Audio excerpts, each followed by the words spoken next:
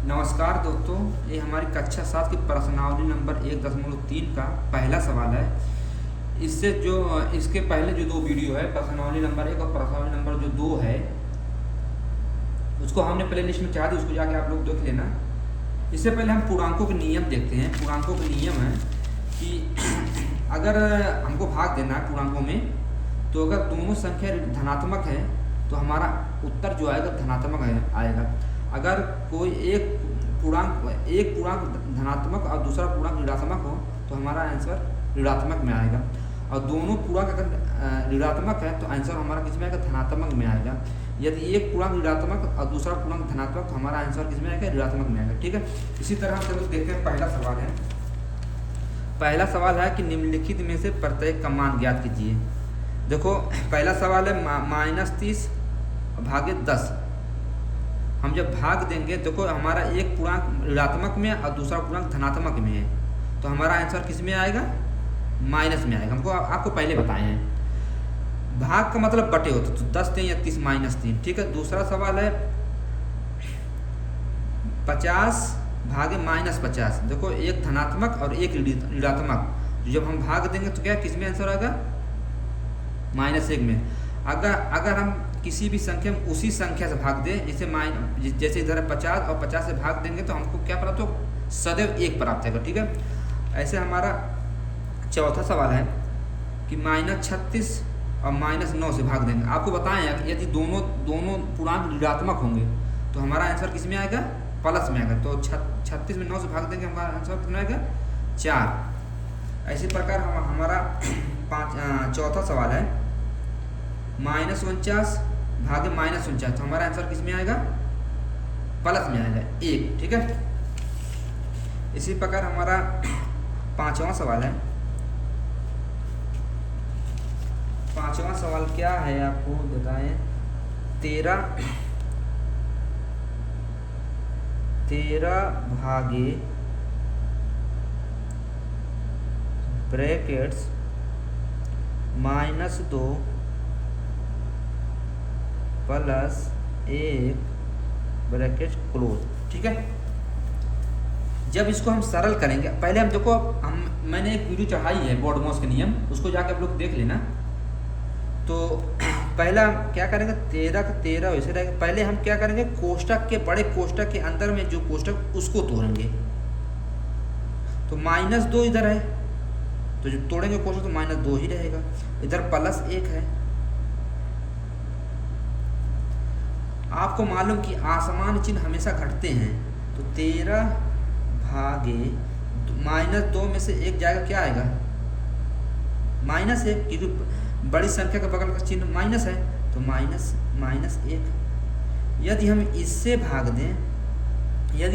भाग देंगे 13 भागे -1,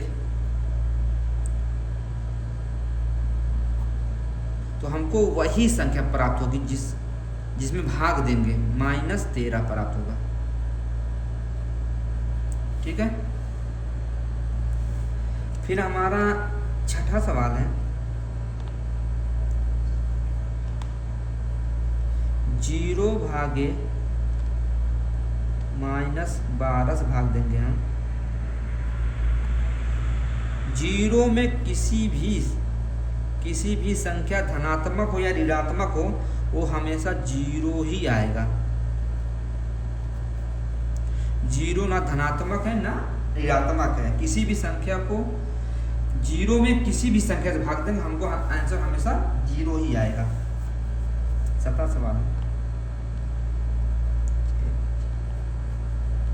-31 भागे कोष्टक -30 +-1।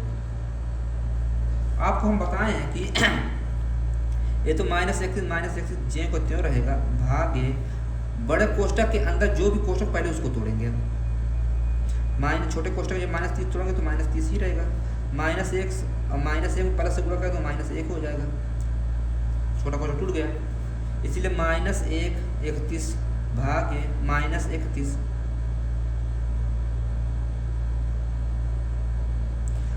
30 और 1 जब जोड़ेंगे, -30 -1 जोड़ेंगे तो 31 आएगा, -31 आएगा। जब इससे भाग देंगे हम तो हमारा आंसर आएगा 1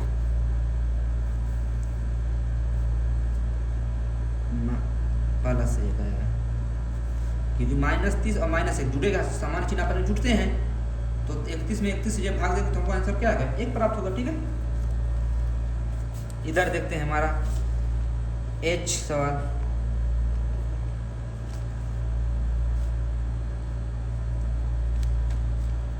कोष्टक 36 भागे 12 कोष्टक 1 भागे 3। हमारा जब कोष्टक, पहले हम कोष्टक को ही तोड़ेंगे। 36 यदि हम 12 से भाग देते हैं इसमें,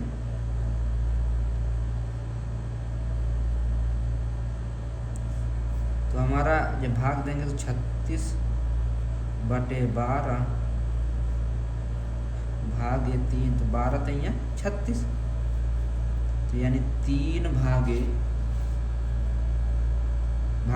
3।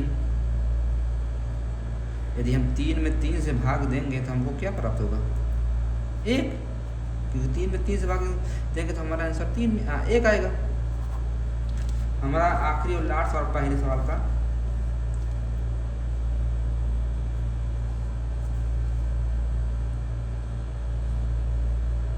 कोष्टक -6 + 5